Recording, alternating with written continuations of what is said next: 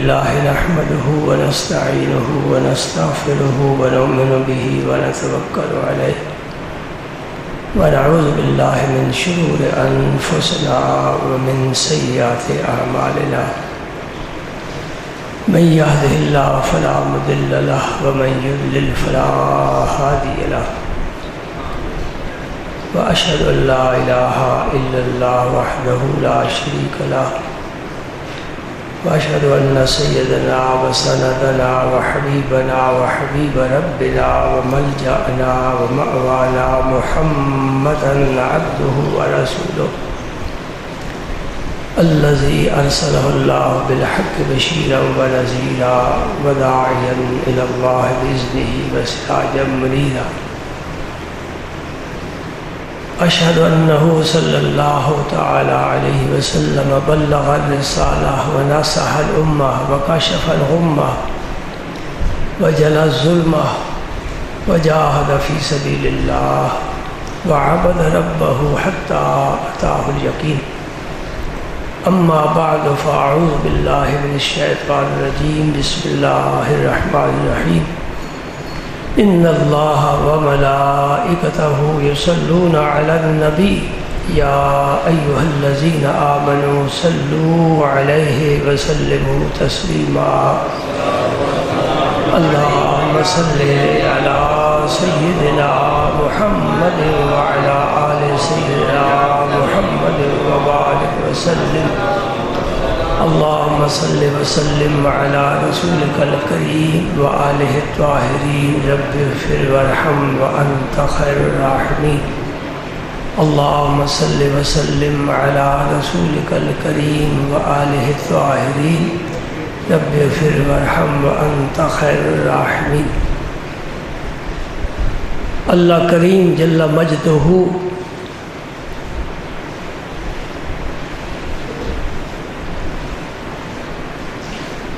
اپنے محبوب کریم رؤوف الرحیم رحمت للعالمین صلی اللہ تعالی علیہ وآلہ وسلم کو بے شمار خوبیوں سے نوازا ہے۔ دائرۂ امکان میں جتنے اوصاف حمیدہ ہیں اللہ پاک نے بڑی ہی فیاضی سے وہ سب اوصاف محمودہ اپنے حبیب پاک کو عطا فرمائے۔ بس وہ صفت رب نے نہیں بخشی جو اللہ تعالیٰ کی ذات کے لیے خاص ہے۔ جو اللہ تعالیٰ کی ذات کے لیے خاص شانیں ہیں، صفتیں ہیں، وہ اللہ تعالیٰ کسی کو عطا نہیں کرتا۔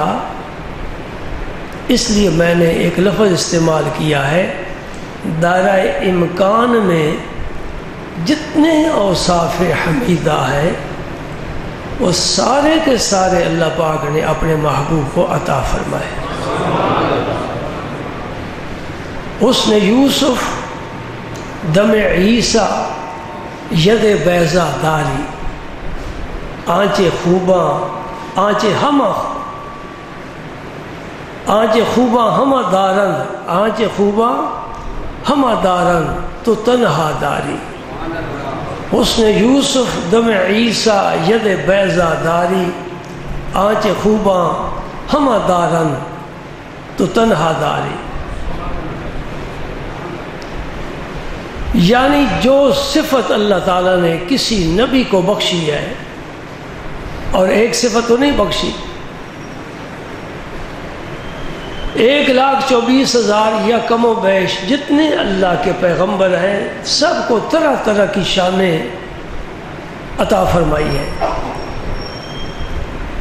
لیکن وہ ساری شانوں کو جمع فرما کر اور اس میں اپنے حبیب کی شانوں کو جمع فرما کر پھر وہ اپنے محبوب کو عطا فرمائے۔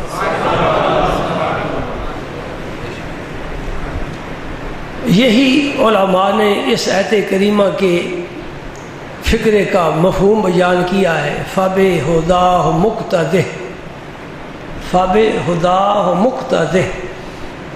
اس میں میرے نبی کریم صلی اللہ علیہ وسلم کی جامعیت کا ذکر ہے کہ سارے نبیوں کے کمالات اللہ پاک نے حضور کو عطا فرمائے، بلکہ اللہ پاک نے اپنے اسماء گرامی، اسم، نام، وہ بھی اپنے محبوب کو عطا فرمائے۔ رؤوف ہے، رحیم ہے، کریم ہے، یہ اللہ تعالیٰ کے اسم ہے نا۔ رؤوف ہونا، رحیم ہونا، کریم ہونا، یہ اللہ تعالیٰ کی شانیں ہیں، اس کی صفتیں ہیں، اس کی اسماء ہیں۔ اللہ پاک نے یہ اسماء گرامی جو اپنے تھے وہ بھی اپنے محبوب کو عطا فرما دیے۔ سبحان اللہ۔ ساری صفتوں کا، ساری شانوں کا احاطہ کرنا کسی بشر، کسی عالم کے بس میں نہیں ہے۔ ہاں، ہم کبھی کبھی کوئی ایک شان منتخب کر لیتے ہیں اور پھر اس کے متعلق مطالعہ کرتے ہیں۔ آج جو نبی پاک کی شان میرے پیش نظر ہے وہ سرکار کی صفت بشارت ہے۔ بشارت کا کیا معنی؟ خوشخبری دینا، خوشخبری دینا، اپنی امت کو صرف نہیں، ساری دنیا کے انسانوں کو۔ اسی وجہ سے سرکار کے دو نام قرآن پاک میں آئے، ایک بشیر، ایک مبشر۔ معنی دونوں کا ایک ہی ہے۔ بشیر کا معنی بھی بشارت دینے والا، مبشر کا معنی بھی بشارت دینے والا، خوشخبری دینے والا، نوید جاں فضا سنانے والا، دلوں کی مرجائی ہوئی دنیا میں بہار کا پیغام بھیجنے والا، مرجھائے ہوئے دلوں کو راحت پہنچانے والا، غم زدہ کے آنسو پوچھنے والا، بیوہ کا یہ احساس ختم کر دینے والا کہ میرا کوئی پرسان حال نہیں، آ گیا ہوں میں۔ یتیم کبھی محسوس نہیں کرے گا کہ میرے سر سے باپ کا سایہ اٹھ گیا ہے، میں آ گیا ہوں۔ کوئی دکھی محسوس نہیں کرے گا میں دکھی ہوں، آ گیا ہے میرا نبی۔ سب دکھ مٹا دے گا، سب غم غلط ہو جائیں گے۔ وہ بشیر بن کر آ گئے۔ اور یہ بھی یاد رکھنے کے قابل ہے، قرآن پاک کے 30 پارے ہیں، ان 30 پاروں میں صرف 4 مرتبہ بشیر کا لفظ آیا ہے۔ انا ارسلناک بالحق بشیرا ونذیرا، آپ کو ہم نے حق کے ساتھ بشیر و نذیر بنا کر بھیجا ہے۔ 4 دفعہ پورے قرآن پاک میں تلاش کر لینا۔ اور مبشر، بشارت دینے والا، یہ پورے قرآن پاک میں 5 دفعہ آیا ہے۔ 4 دفعہ بشیر اس لیے کہ یار، نبی کے یار 4 ہیں، حضور کے اسم مبارک کے حرف 4 ہیں، اللہ کے اسم مبارک کے حرف 4 ہیں، مقرب فرشتے 4 ہیں، جہتیں 4 ہیں، کعبے کے رکن 4 ہیں، قرآن کے حرف گن لینا، کہیں مغالطہ لگ گئے تو بتا دینا۔ قرآن کے حرف، مسجد کے حرف، ممبر کے حرف، یہ 4 کا نور پھیل رہا ہے نا۔ بشیر 4 دفعہ آیا، میرے نبی کے یار 4 ہیں، مبشر 5 دفعہ آیا، 5 تن پاک کے لیے۔ سبحان اللہ۔ دونوں کا معنی ایک ہے، یا ایھا النبی انا ارسلناک شاہدا ومبشرا ونذیرا۔ وہاں بشیر فرمایا، یہاں مبشر فرمایا، دونوں کا ایک ہے۔ میرے نبی، ہم نے تمہیں نذیر تو بنایا ہے لیکن بشیر بھی بنایا ہے۔ اور علم والے ذرا توجہ فرمائیں، نذیر پہلے کبھی بھی نہیں آتا، جب آتا ہے بشیر پہلے آتا ہے۔ یہ خاص بات ہے توجہ والی۔ کیا وجہ ہے؟ نذیر پہلے آ جاتا نہیں، پیچھے رہے نذیر، اس لیے کہ نذیر تو بیگانوں کے لیے ہے اور بشیر اپنوں کے لیے ہے۔ یہ بشارت پہلے سنائیں گے، جو مان جائے، نہیں مانے گا پھر منانے کی کوشش کریں گے، نہیں مانے گا پھر بھی منانے کی کوشش کریں گے، اور جب جسم سے جان یہاں تک آئے گی پھر بھی منانے کی کوشش کریں گے۔ اب نہیں مانتا، اب نذیر ہے اس کے لیے، ورنہ بشیر ہے سب کے لیے۔ علی المرتضیٰ کرم اللہ وجہ الکریم فرماتے جب بھی کوئی اجنبی آتا، بدو آتا، کوئی بھی آتا، پہلی دفعہ میرے مصطفیٰ کے رخ انور پر نظر ڈالتا، روب سے کانپنے لگ جاتا، اور جب بیٹھ جاتا گھل مل جاتا۔ پہلی نظر میرے نبی کی روب والی ہوتی تھی، اور جب محبت کے دائرے میں آ جاتا اسے سکون مل جاتا۔ میں رحمت کے سائے میں آ گیا ہوں، میں آب کوثر کے کنارے پر آ گیا ہوں، میں زمزم کے کنویں میں چلا گیا ہوں، ٹھنڈک مل گئی، پیار مل گیا، محبت مل گئی، رحمت مل گئی، رافت مل گئی، شفقت مل گئی۔ نبی نے اپنے قریب بٹھا لیا اور بشارت سے نوازا۔ بشارت دو قسم کی ہے، ایک عمومی، ایک خاص۔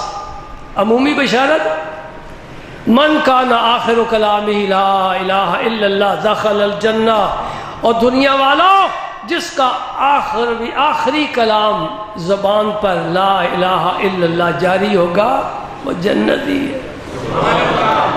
ہم اس کی پچھلی زندگی کو نہیں دیکھیں گے کہ یہ شرک کرتا رہا ہے، یہ کفر کرتا رہا ہے، یہ فسق و فجور کرتا رہا ہے، اس نے اپنی جوان بچیوں کو، معصوم بچیوں کو زندہ گور کیا ہے، یہ شراب پیتا رہا ہے، اس نے قتل کیے ہیں، یہ ظالم ہے پرلے درجے کا، فسق و فجور میں زندگی گزارنے والا، خواہ 60 سال ہے، 70 سال ہے، 80 سال ہے، 100 سال بھی اگر اس نے رب کی نافرمانی کی، جب دنیا سے جانے لگ گیا اس کی زبان پر آ گیا لا الہ الا اللہ دخل الجنہ، جنت کے 8 دروازے کھل جائیں گے۔ بہت بڑی بشارت ہے، بہت بڑی بشارت ہے، لیکن اپنی مرضی سے کوئی یہ کلمہ نہیں کہہ سکے گا۔ دیکھو نا، جب جسم قبر میں دفن کر دیتے نا اور مٹی ڈال کر جانے والے واپس چلے جاتے ہیں تو نکیرین آ جاتے ہیں، اٹھ بھائی، اٹھ کر بیٹھ جاتا ہے۔ پتہ نہیں کون سی زبان دنیا میں بولتا تھا، سندھی، بلوچی، ہندی، پنجابی، فارسی، بے شمار زبانیں، یہ تو کوئی زبان بولتا تھا نا، باقی عربی تو نہیں سمجھتا تھا۔ فرشتے عربی میں سوال کریں گے، یہ عربی میں جواب دے گا۔ یہاں پڑھو نہ پڑھو، قبر میں تمہیں عربی بولنی ہی پڑے گی، وہاں انگلش نہیں بولو گے، وہاں عربی میں جواب دو گے۔ عربی پڑھی ہی نہیں، کیسے جواب آئے گا؟ یہ تیری زبان پر جواب ایمان کی قوت سے جاری ہو رہا ہے، تیرے اندر ایمان ہے، اس ایمان کی قوت سے یہ جواب جاری ہو رہا ہے۔ آدمی مرضی سے جواب نہیں دے گا، اس کے ایمان بولے گا۔ اسی طرح جب آخری وقت آتا ہے، اپنی مرضی سے کلمہ نہیں پڑھتا، اس کے ایمان اور اعمال صالحہ ان کی برکت سے زبان پر کلمہ طیبہ جاری ہو جاتا ہے۔ اور کچھ اللہ کے عاشق ہیں، ان کی بھی ایک بات میں شامل کر لو، بڑا لطف آئے گا۔ وہ سارے تو چائے پینے والے شوگر کے مریض نہیں ہیں نا، ذرا چینی کی 2 چمچ ڈال لو۔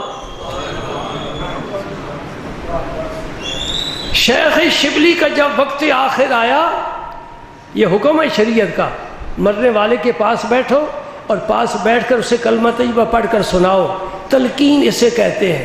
اسے نہ کہو کلمہ پڑھ، خود پڑھو تاکہ وہ بھی پڑھنے لگ جائے، اس لیے کہ وہ سب تکلیف میں ہے، اور تکلیف میں چڑچڑا پن پیدا ہو جاتا ہے۔ ہو سکتا ہے تم اسے کہو کلمہ پڑھ، وہ کہتا میں نہیں پڑھتا تو بے ایمان ہو گیا، لہٰذا اسے نہ کہو کلمہ پڑھ بلکہ تم کلمہ پڑھو۔ شیخ شبلی کے پاس بیٹھ کے دوست ہے نزع کا عالم طاری، تو کلمہ پڑھنے لگ گئے۔ یہ تھے عاشق، عاشقوں کا بڑا مقام ہے، پگڑی گرتی ہے سر سے۔ شیخ شبلی کو غصہ آ گیا، ایک ہے اسم، ایک ہے مسمى۔ مسمى جس کا نام ہے، اسم وہ جو نام ہے۔ غلام محمد یہ اسم ہے، جس کا یہ اسم ہے وہ مسمى ہے، یعنی وہ ذات۔ شیخ شبلی کو غصہ آ گیا، فرمانے لگے کیا کرتے ہو، مجھے مسمى سے ہٹا کر اسم کی طرف لاتے ہو؟ میں وہاں پہنچ چکا ہوں، مجھے قرب حاصل ہے، اب مجھے اسم کی ضرورت نہیں ہے۔ سبحان اللہ، اللہ اکبر ہے۔ یہ ضمناً بات آ گئی تو ایمان اور عمل صالح یہ دو چیزیں مل جائیں، ان کی قوت پیدا ہوتی ہے۔ اس قوت سے پھر وہ آخری وقت لا الہ الا اللہ پڑھے گا، اور سرکار کی بشارت ہے اس کے لیے، پھر تیرے راستے میں کوئی رکاوٹ نہیں، چلتے چلو، سیدھے چلو۔ سبحان اللہ۔ اور ایک ہے مخصوص بشارتیں، میں آج مخصوص بشارت کا ذکر کرنا چاہتا ہوں۔ حدیث پاک پیش کر رہا ہوں، اس کے راوی حضرت حذیفہ ہے رضی اللہ تعالیٰ عنہ، جلیل القدر صحابی ہیں سرکار کے، حضرت حذیفہ رضی اللہ تعالیٰ عنہ۔ اور یہ جو حدیث پاک میں پیش کر رہا ہوں، یہ ترمذی شریف میں بھی ہے اور مسند امام احمد میں بھی ہے۔ حدیث کی دو بڑی کتابوں میں یہ حدیث پاک موجود ہے۔ میں حدیث پیش کروں گا، اس کے بعد آپ کا میں تأثر وصول کروں گا کہ آپ کیا فرماتے ہیں اس حدیث پاک کے بارے میں۔ حضرت حذیفہ فرماتے ہیں رضی اللہ تعالیٰ عنہ کہ میں نے اپنی والدہ صاحبہ سے اجازت طلب کی۔ انہیں والدہ صاحبہ گھر میں ہی رہنے کی تاکید فرمایا کرتے تھے اور باہر جانے کی اجازت نہیں دیتے تھے۔ اجازت کس بات کی طلب کی ہے کہ مجھے اجازت فرمائیں آج میں مغرب کی نماز حضور کے ساتھ پڑھوں، اور اس کے بعد اماں جی تمہارے لیے اور میں اپنے لیے حضور سے دعائے مغفرت کی درخواست کروں۔ دیکھیں نا، دو مقصد ہیں گھر سے نکلنے کے لیے، ایک تو سرکار کے پیچھے نماز پڑھنے کا شرف حاصل کروں، اور دوسرا آخرت بہتر ہو جائے گی، سرکار ہاتھ اٹھا دیں گے، اماں جی تمہاری بھی میری بھی منزل آسان ہو جائے گی۔ سبحان اللہ۔ یہ بات گھر میں ہوئی اور صرف والدہ نے سنی ہے، کسی کو اس کی خبر نہیں۔ تو آپ گھر سے نکل کر مسجد نبوی شریف میں آ گئے اور آقا کریم کے پیچھے مغرب کی نماز ادا کی۔ میں بالکل لفظ بلفظ اس حدیث پاک کا ترجمہ پیش کر رہا ہوں، عبارت پڑھ کر نہیں سنا رہا، عبارت بھی سن لو۔ قلت لأمی دعینی آت النبی صلی اللہ علیہ وسلم فاصلی معه المغرب واسألہ ان یستغفر لی والا کے، میں نماز حضور کے ساتھ مغرب کی پڑھوں اور اماں تیرے لیے اور اپنے لیے حضور سے دعائے مغفرت کرواؤں۔ ہم بھی بزرگوں کو بات جاتے ہیں، دعا کے لیے جاتے ہیں، کون سی دعا کرانے کے لیے؟ اپنے دلوں میں ذرا جھانک کر دیکھیں، سب کی دعائیں دنیا کے متعلق، آخرت کے متعلق نہیں ہے۔ کبھی کسی نے یہ نہیں کہا یہ دعا کریں اللہ تعالیٰ مجھے اپنی محبت نصیب فرمائے، یہ دعا کریں اللہ پاک میرے گناہ معاف فرمائے، یہ دعا کریں اللہ پاک میری عاقبت اور آخرت اچھی فرما دے۔ یہ جو مزاروں پر جاتے ہو نا تو وہاں آنسو بہانے والے لوگوں کو دیکھتے ہو، یہ سب دنیا کے دھندوں میں بیچارے پھنسے ہوئے ہیں۔ اور آج کل رب کی رحمت بڑی سستی ہے، جس کا کوئی طالب نہیں، جنس میں جس چیز کو مارکیٹ میں جس جنس کو کوئی نہ پوچھے وہ بڑی سستی ہو جاتی ہے، کوئی پوچھتا ہی نہیں ہے۔ آج کل اللہ کی رحمت بڑی سستی ہے، کوئی اسے پکارے تو وہ کہتا ہے الحمدللہ کوئی تو آیا ہے نا۔ فاتحت النبی صلی اللہ علیہ وسلم، میں حضور کی خدمت میں حاضر ہو گیا، فصلیت مع المغرب، میں نے حضور کے ساتھ مغرب کی نماز پڑھ لی، میرا ایک مسئلہ حل ہو گیا، اب میں حضور سے دعا کرانا چاہتا ہوں لیکن موقع نہیں مل رہا۔ کیوں؟ فصلی حتی صلی العشاء، اس لیے کہ حضور نماز پڑھتے رہے، مسلسل نوافل پڑھتے رہے حتیٰ کہ عشاء کی نماز کا وقت ہو گیا۔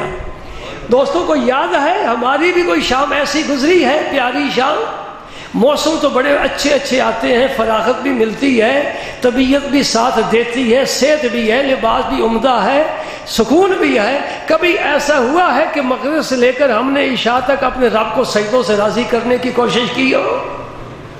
توجہ ہے نا جی؟ میرے نبی پاک صلی اللہ علیہ وسلم مغرب کی نماز پڑھ کر نوافل پڑھتے رہے حتیٰ کہ عشاء کی نماز کا وقت ہو گیا، اور بہت سے بزرگ آج دن تک اس عمل کے پابند ہیں اور عادی ہیں۔ اور اگر عشاء تک نہیں تو کم از کم اوابین کے نوافل تو عام لوگ پڑھا کرتے ہیں، یہ تو پڑھنے کی عادت ڈالو۔ 6 نفل ہیں، 2 حفظ الایمان کے ہیں، 8 نفل ہیں۔ انشاءاللہ حضور محبوب الہی خواجہ سید محمد نظام الدین اولیاء ضمانت دیتے ہیں کہ جو یہ 2 نفل پڑھے گا اللہ تعالیٰ اس کی ایمان کی حفاظت فرمائے گا، اور تیرا گھر، تیرے بچے، تیرا کاروبار، تیری دکان، تیری دولت، تیری جائیداد خدا کی قسم اتنی قیمتی نہیں ہے جتنا تیرا ایمان قیمتی ہے۔ دنیا جاتی ہے تو چلی جائے، ایمان کی شمع روشن رہے۔ مومن کی تو اس بات کی فکر ہونی چاہیے۔ نبی پاک نے عشاء کی نماز تک نماز پڑھی، عشاء کی نماز تک نمازیں پڑھتے رہے، نوافل پڑھتے رہے۔ لا یزال عبدی یتقرب الی بالنوافل حتی احبہ، بندہ نوافل کے ذریعے رب کا قرب حاصل کرتا ہے۔ فرض تو قرض ہے، وہ تو ہر سجدے کرنے ہیں، وہ گنی ہوئی رکعتیں ہیں، پڑھ لو، فارغ ہو گئے۔ لیکن اب پیار کی نمازیں بھی تو پڑھو نا۔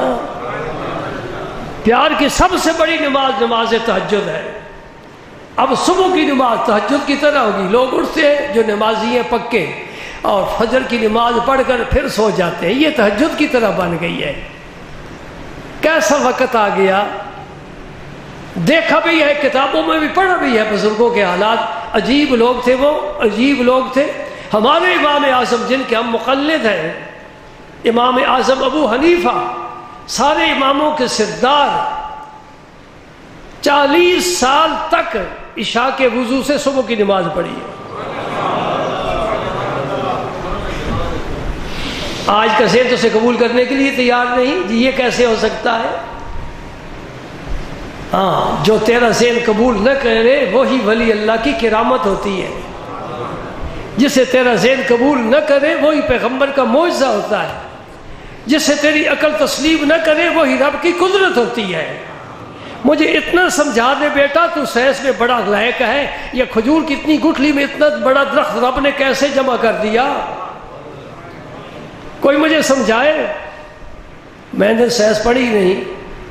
اور کتنا لمبا کھجور کا درخت دیکھتے ہو، اس پر شاخیں آتی ہیں، پھل لگتا ہے، اور سب سے زیادہ عمر اس درخت کی ہے، اور ہر سال پھل دیتا رہتا ہے۔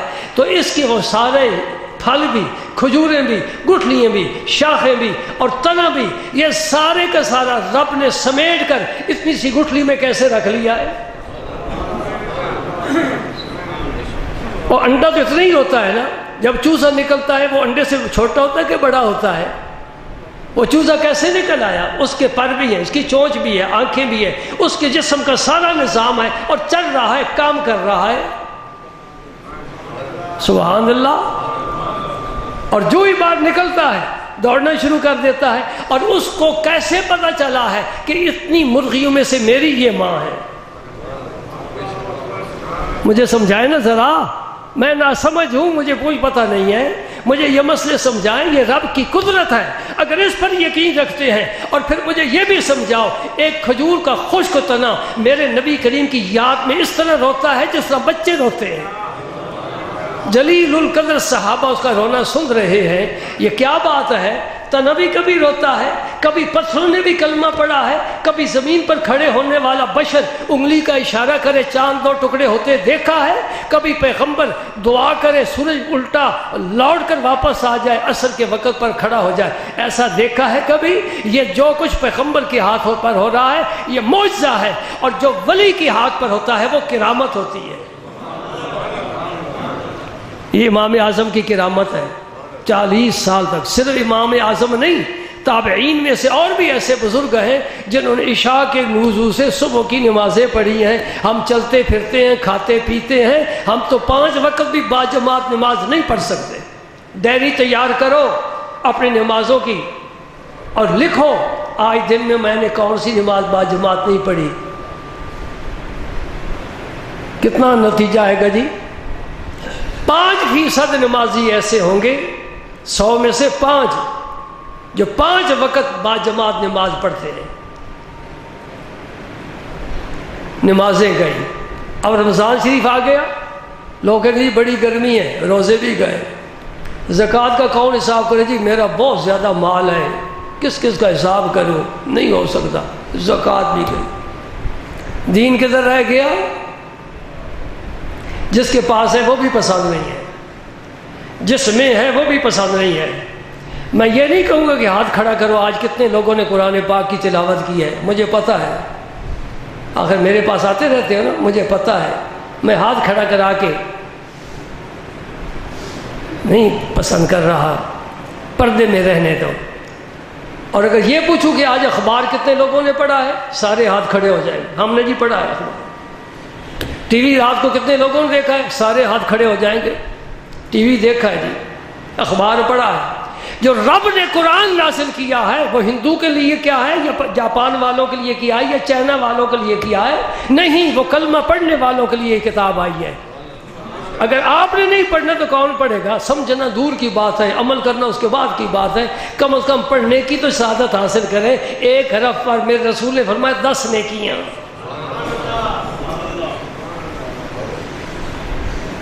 رب سے کم از کم توفیق ہی مانگا کرو، کم از کم احساس ہی پیدا ہو جائے. اور اقبال بیچارہ روتا روتا قبر میں چلا گیا. وائے ناکامی متائے کارواں جاتا رہا، کارواں کے دل سے احساس زیاں جاتا رہا. اور جو قافلہ لٹ جائے اور قافلے کو اس بات کی فکر ہی کوئی نہ ہو کہ میں لٹ گیا ہوں، پھر اس کی ناکامی پر آنسو نہ بہائے تو کہے کیا کرے. سبحان اللہ، کہاں سے چلے تھے، کہاں پہنچے. پھر مجھے اقبال ہی یاد آ رہا ہے. میں تجھ کو بتاتا ہوں تقدیر امم کیا ہے. ہماری تقدیر کا فیصلہ میں تجھ کو بتاتا ہوں تقدیر امم کیا ہے. شمشیر و ثنا اول، طاؤس و رباب آخر.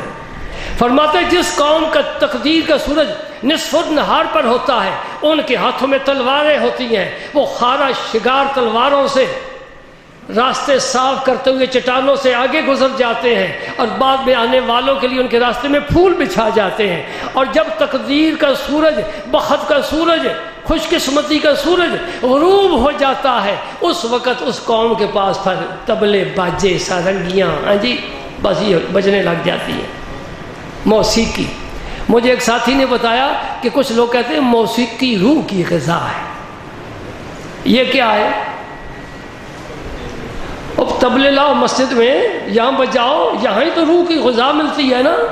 رکھو محراب میں، ممبر پر رکھو، ہم نیچے تک جاتے ہیں، بجانے والوں کو لاؤ، روح کی غذا حاصل کرو.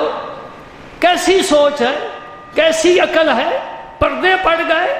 میرے مصطفیٰ کی محفل میں سارنگیاں باجے ہوتے تھے، اور کوئی تو مجھے بتائے نا.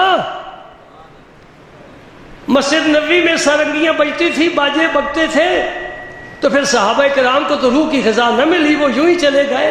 آج تو روح کی غذا حاصل کرنے کے لیے یہ موسیقی کا شغل کر رہا ہے؟ نہیں، روح کو غذا ملتی ہے ذکر یار سے.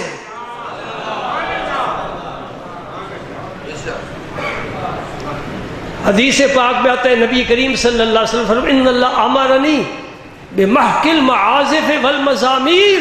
مجھے رب نے حکم دیا ہے کہ میں یہ آلات طرب جو ہیں، موسیقی کے آلات، ان کو مٹا دوں، توڑ کر رکھ دوں. اچھا بھائی، حدیث پاک تو بیان کروں گا انشاءاللہ، لیکن تھوڑا یہ اصلاح کی بات بھی کرنی چاہیے نا. اگرچہ جوانوں کو پسند نہیں آتی، یہ پسند نہیں نہ آ رہی. 3 طرح کی عام طور پر ہم آواز پسند کرتے ہیں، اور جب گاڑی میں سفر کرتے ہیں تو ہمارے پاس کیسٹیں ہوتی ہیں، شغل کے طور پر لگا لیتے ہیں، سفر اچھا ہو جائے. ایک تو ہے تلاوت قرآن پاک، کسی قاری صاحب کی آواز. ایک ہے نعت شریف، ایک ہے قوالی. ہاں تو چوتھی کسی مولوی صاحب کی آواز. اب میں آپ سے پوچھتا ہوں، جو گاڑیوں پر سفر کرتے ہو، کون سی کیسٹ لگانا پسند کرو گے؟ تلاوت کبھی نہیں میں نے سنا، کسی عالم کا واز وہ بھی بہت کم، نعت شریف ہاں وہ ہے، اور قوالی وہ تو ماشاءاللہ بہت عام ہے نا، کیونکہ اس میں موسیقی ہے۔ اللہ اکبر اللہ اکبر۔ مولا کریم ہمارے حال پر رحم فرما، ہماری دستگیری فرما۔ ہم ڈوب رہے ہیں، ہمیں بچا، تیرے بغیر کوئی بچانے والا نہیں۔ یہ حدیث آپ مکمل کرتے ہیں جی دوستو، آپ اپنے حالات کو اچھی طرح جانتے ہو، کون ہیں، کہاں سے آئے، کیا کرنا ہے، کہاں جانا ہے، یہ سب کچھ ہم سمجھتے ہیں۔ اللہ تعالی ہماری مدد فرمائے۔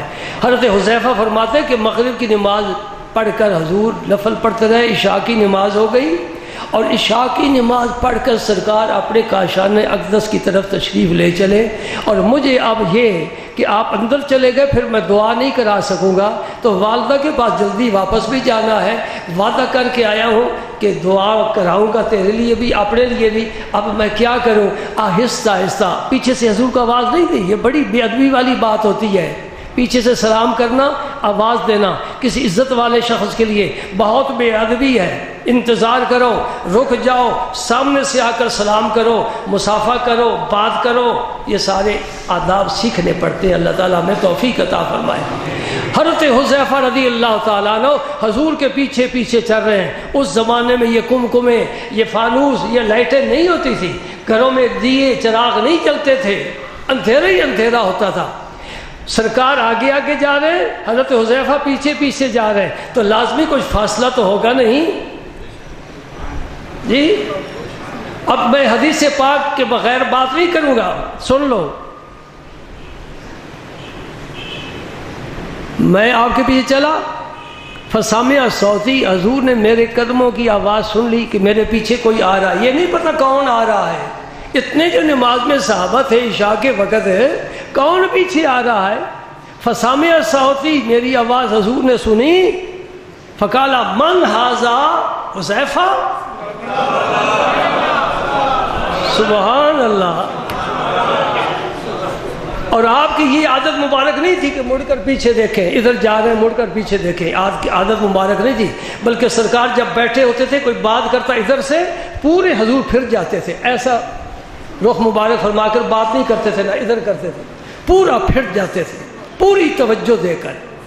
یہ ہمارا کام ہے، چلتے ہیں دائیں بھی دیکھتے ہیں، بائیں بھی، پیچھے بھی مڑ کر دیکھتے ہیں، ہر طرف ہماری نظر گھومتی پھرتی رہتی ہے۔ نبی پاک میں بڑی سنجیدگی، سبحان اللہ، فرمایا من ھذا حذیفہ، کون ہے؟ حذیفہ ہے۔ وہ کیسے دیکھ لیا؟ اندھیرے میں پہچان بھی لیا۔ پھر میں تمہیں امام بخاری کے پاس لے چلتا ہوں، بخاری شریف کھولو۔ حضرت ابو ہریرہ روایت فرماتے ہیں، نبی کریم صلی اللہ علیہ وسلم نے فرمایا فواللہ، کاش کوئی سمجھنے والا ہوتا، فواللہ ما یخفی علی خشوعکم ولا رکوعکم انی لاراکم من وراء ظہری۔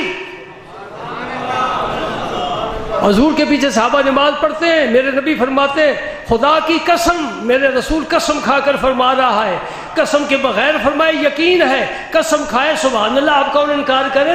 فرمائے خدا کی قسم، نہ تمہارا رکوع مجھ پر پوشیدہ ہے اور نہ تمہارے دل کی کیفیت پوشیدہ ہے۔ ما یخفی علی خشوعکم ولا رکوعکم وانی لاراکم من وراء ظہری۔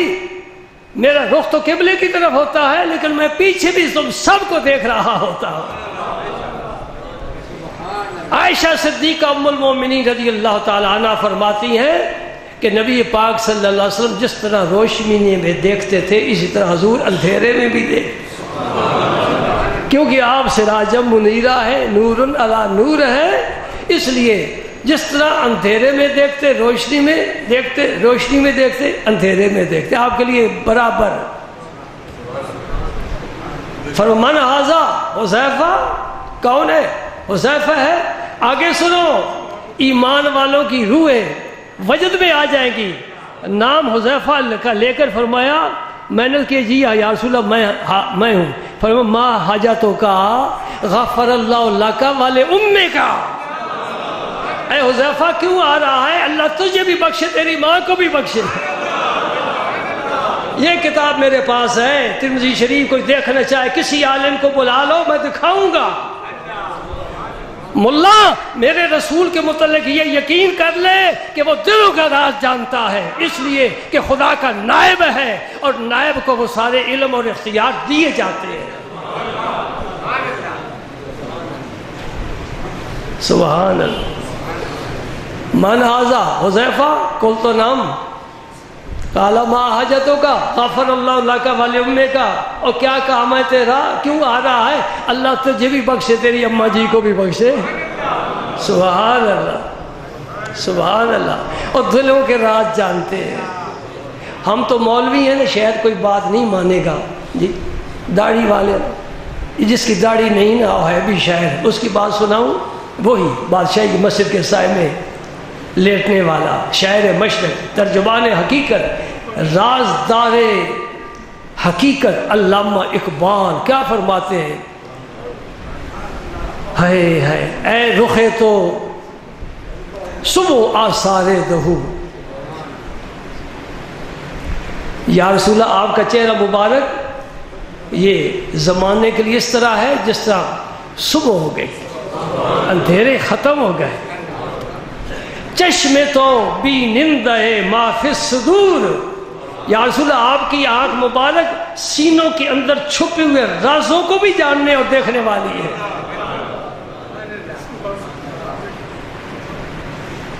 آپ کسی داڑھی والے کی بات ماننی ہے تو میری مان لو، کسی داڑھی کے بغیر کسی کی بات مانی تو اقبال کی مان لو، بات تو ایک ہی ہے، جو میں کہہ رہا ہوں وہی وہ کہہ گیا، جو وہ کہتے ہیں میں کہہ رہا ہوں۔ اے رخے تو صبح آثار و ظہور، چشم تو بی نندہ ما فی الصدور، فرمایا حذیفہ جی میں حذیفہ ہوں۔ چلو وہ تو نظر آ گئے ہوں گے نا، کسی نے مولوی صاحب نے کہا وہ تو حضور کو پتہ چل گیا ہوگا کہ میرے ساتھ اٹھے تھے، میرے پیچھے پیچھے آ رہے ہوں گے، یہ کیسے پتہ چل گیا کہ اماں جی سے یہ وعدہ کر کے آیا ہے کہ میں مغفرت کی دعا کراؤں گا؟ فرمایا ما حاجتوں کا غفر اللہ لک ولأمک، اللہ تجھے بخشے تیری ماں کو بخشے۔ بھئی آپ میں سے بہت سے لوگ کاروباری ہیں، کسی کے بیٹا باہر ہے، اگر کاروبار کرنے والے کو یہ خوشخبری ملے نا جی آج 1,00,000 منافع ہوا ہے، بڑی خوشی ہوتی ہے۔ بیٹا کہے جی میرے کاغذ بن گئے، بڑی خوشی ہوتی ہے۔ بیٹا اگر کہے جی میں نے امتحان پاس کر لیا فرسٹ ڈویژن، باپ کو بڑی خوشی ہوتی ہے جی۔ اور 10-12 سال ہو گئے شادی کو، اولاد نہیں ہو رہی، آج بشارت اور خوشخبری دے دی ڈاکٹر نے تیرا بیٹا ہوا ہے، مبارک ہو، بڑی خوشی ہوتی ہے۔ دنیا والے دنیا پا کر خوش ہوتے ہیں، ہم مسکین لوگ ایسی حدیثیں پڑھ کر خوش ہو جاتے ہیں۔ خلوت میں بیٹھتے ہیں، مطالعہ کرتے ہیں، جب نبی پاک کی شان نظر آتی ہے دل باغ باغ ہو جاتا ہے۔ واہ مولا کریم یہاں کہاں نظر جاتی ہے، واہ مولا کریم تو نے اپنے محبوب کو کیسی کیسی عظمتیں، عزتیں، شانیں، برتری، بزرگیاں عطا فرمائی ہیں، قربان جائیں تیری ذات پاک پر بھی، تیرے نبی کریم کی ذات پاک پر بھی۔ یہ حدیث پاک مکمل نہیں ہوئی، انشاءاللہ وعدہ ہے یار زندہ صحبت باقی، آئندہ جمعہ انشاءاللہ مزید اس کا سرکار کی بشارت کا ذکر ابھی نہیں ہوا، یہ انشاءاللہ آئندہ جمعہ میں عرض کروں گا کہ اس حدیث پاک میں ایک تو یہ بشارت فرما دی نا غفر اللہ لک ولأمک، اللہ تجھے بھی بخشے اور تیری والدہ صاحبہ کو بھی بخشے، یہ بشارت سرکار نے دے دی، حضور نے فرما دیا، مغفرت ہو گئی، فرما دیا نا۔ چلو چلتے چلتے ایک بات سنو، حدیث مکمل کر لیتا ہوں، 5-10 منٹ زیادہ ہو جائیں گے، کوئی بات نہیں نا۔ پھر حضور نے حضرت حذیفہ کو روک لیا، فرمایا حذیفہ ٹھہرو، حذیفہ ٹھہر گئے، فرمایا ان ھذا ملک لم ينزل الارض قط قبل هذه الليلہ، حذیفہ یہ فرشتہ ہے، حذیفہ کو نظر نہیں آ رہا، حضور دیکھ رہے ہیں۔ ام المومنین عائشہ صدیقہ رضی اللہ تعالیٰ عنہ فرماتی سرکار کے پاس جبریل امین حاضر ہوتے تو ہمیں نظر نہیں آتے تھے، حضور دیکھتے تھے، گفتگو بھی فرمایا کرتے تھے، معلوم ہوا کہ نبی کے پاس نبوت کی وجہ سے کچھ ایسا رب نے نور بخشا ہے، غیر محسوس چیزیں جن کا تعلق خاص طور پر عالم غیب کے ساتھ ہے، نبی کے سامنے سے رب پردے ہٹا دیتا ہے۔ انی اسمع ما لا تسمعون، انی ارا ما لا ترون واسمع ما لا تسمعون، میں وہ دیکھتا ہوں جو تم نہیں دیکھتے، میں وہ سنتا ہوں جو تم نہیں سن سکتے۔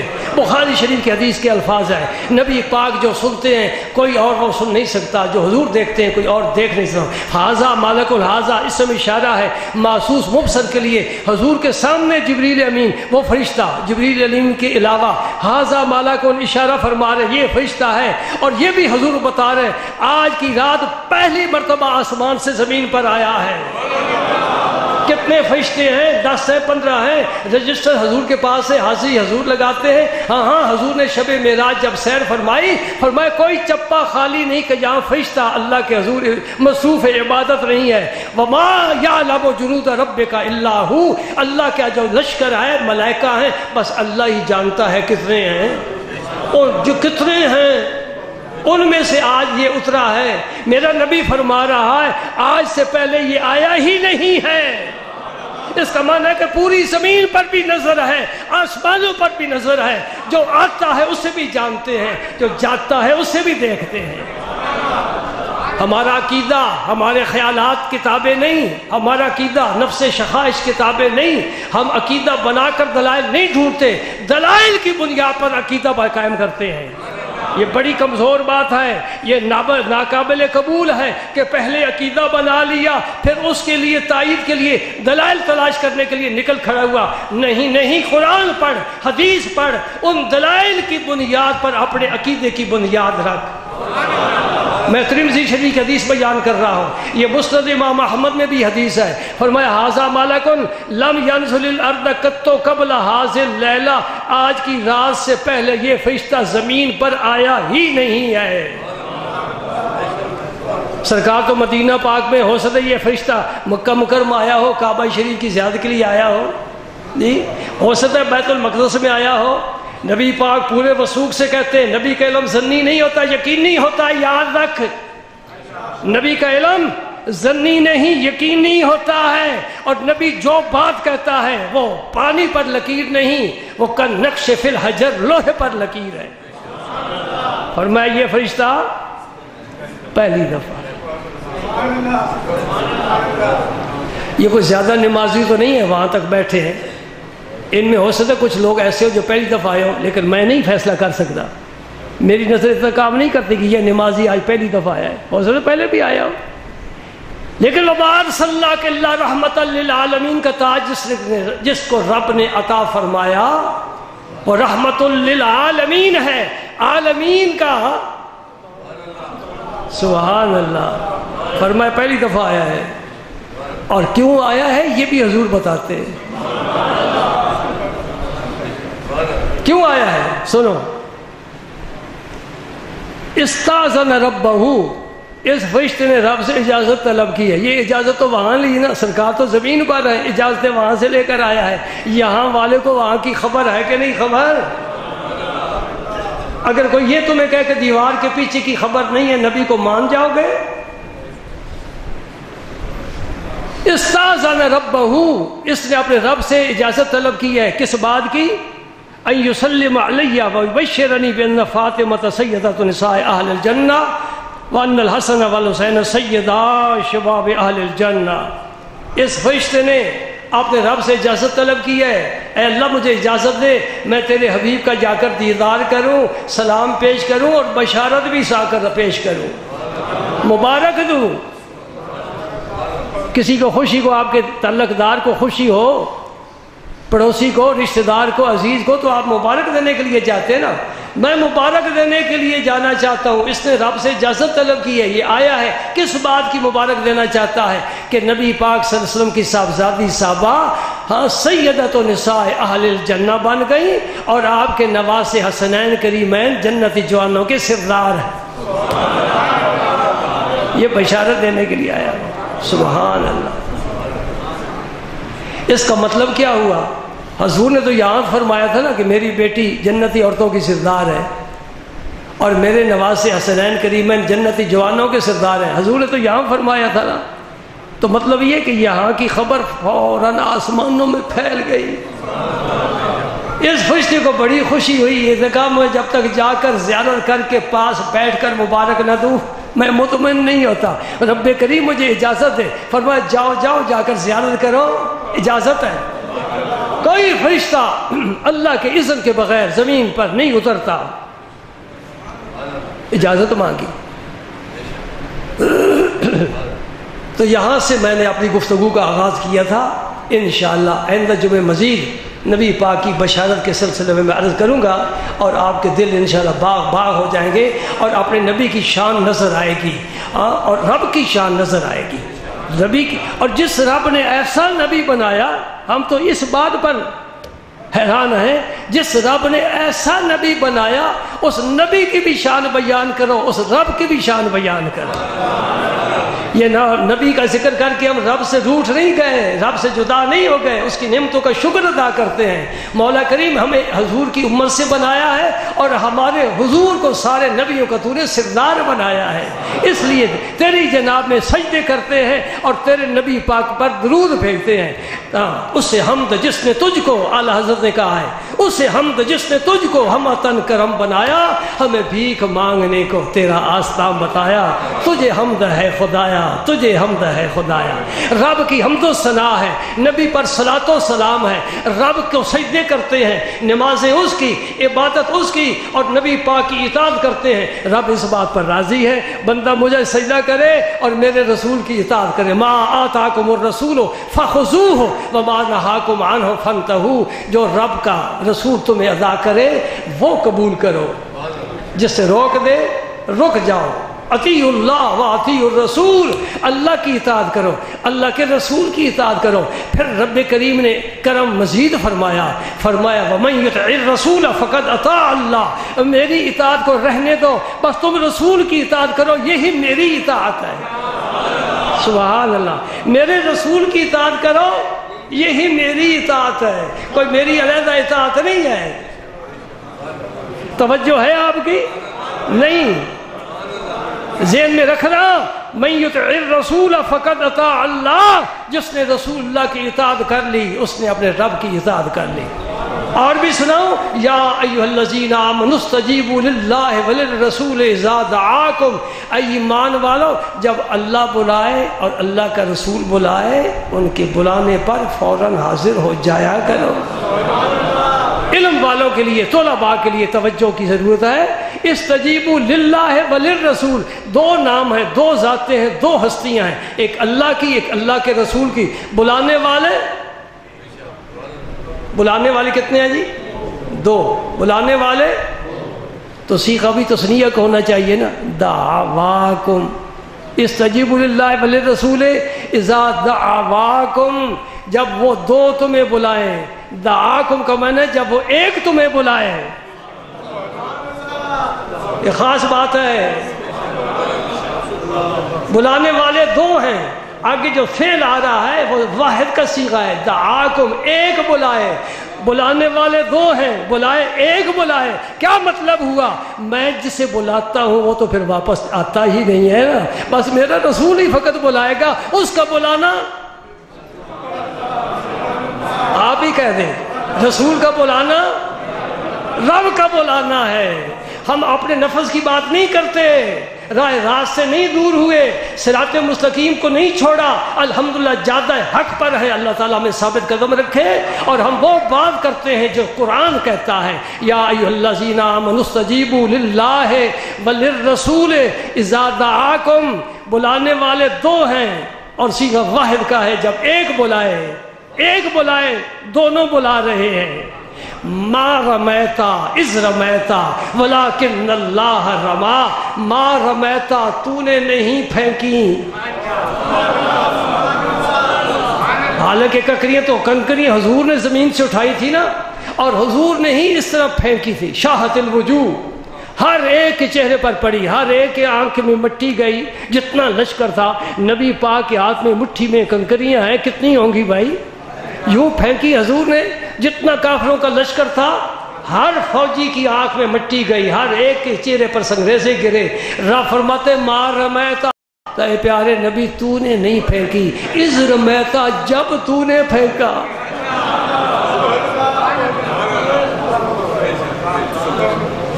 مار رمیتا تو نے نہیں پھینکا، از رمیتا جب تو نے پھینکا، ولیکن اللہ رما، تو اللہ نے پھینکا ہے۔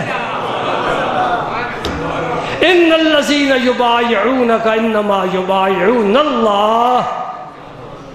میرا مصطفیٰ کریم صلی اللہ علیہ وسلم دست مبارک پھیلا کر بیٹھے ہیں اور صحابہ آ کر ہاتھ پر ہاتھ دے کر بیعت کر رہے ہیں، شرف پا رہے ہیں، نسبتیں پہلے ہیں کبھی سے کبھی تر ہوتی جا رہی ہے۔ یہ دست پاک سے لمس کوئی معمولی بات تو نہیں ہے نا، یہ لمس معمولی بات نہیں ہے۔ عرش والا کیا فرماتا ہے؟ ان الذین یبایعونک انما یبایعون اللہ۔ اے پیارے حبیب جو تیرے ہاتھ پر بیعت کر رہے ہیں تیرے ہاتھ پر نہیں، وہ اللہ کے ساتھ بیعت کر رہے ہیں۔ سبحان اللہ۔ وہی آیت کریمہ یا ایھا الذین آمنوا استجیبوا للہ وللرسول اذا دعاکم، حدیث پاک میں بھی آیا اور شارح حدیث نے بھی لکھا ہے، ایسا ہوا ہے۔ حضرت ابی بن کعب نماز پڑھ رہے تھے، آپ کو یاد ہوگا، ہر سعید بن معلّہ ایک روایت میں ان کا اسم مبارک بھی آتا ہے، واقع متعدد ہو سکتے ہیں، وہ بھی واقعہ یہ بھی واقعہ، وہ نماز پڑھ کر آئے، حضور نے فرمایا تم نے قرآن پاک کی یہ آیت نہیں پڑھی؟ اس سے حدیث سے پاک سے شارحین حدیث نے یہ مفہوم مراد لیا ہے کہ اگر نماز کی حالت میں حضور بلائیں، اور نماز خاص رب کی عبادت ہے، کبھی ادھر ادھر متوجہ نہیں ہوتا نمازی، ایسی حالت میں بھی حضور آواز دے چھوڑ دو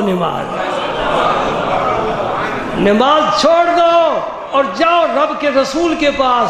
اور پھر شارحین حدیث نے لکھا ہے ان اجابت الرسول لا تبطل الصلاۃ، جو رسول پاک کے لیے نماز چھوڑے گا اس کی نماز کبھی باطل نہیں ہوگی، قائم رہے گی۔ اور پھر آ کر باقی پڑھ لے، حضور سے باتیں بھی کریں، کام کے لیے بھیجے، کام کے لیے بھی چلا جائے۔ حضور فرمائے یہ بکری دھو کر لاؤ، دھو کر لائے، صفائی کر دو، صفائی کر دے، اس نابینے کو گھر چھوڑ کر آؤ، گھر چھوڑ کر آئے جی، یہ سارے کام بھی کرتا رہے، نماز بھی جاری و ساری ہے۔ سبحان اللہ، نماز تیری قائم ہے۔ ثابت ہوا کہ جملہ فرائض فروع ہے، اصل الاصول بندگی استاجور کی ہے۔ ساری یہ باتیں اپنے مقام پر، لیکن سب میں روح رسول اللہ کی اطاعت، غلامی، فرما برداری، محبت، نیاز مندی، یہ جس میں آ گئی کامل ہو گئی۔ اللہم صلی علی سیدنا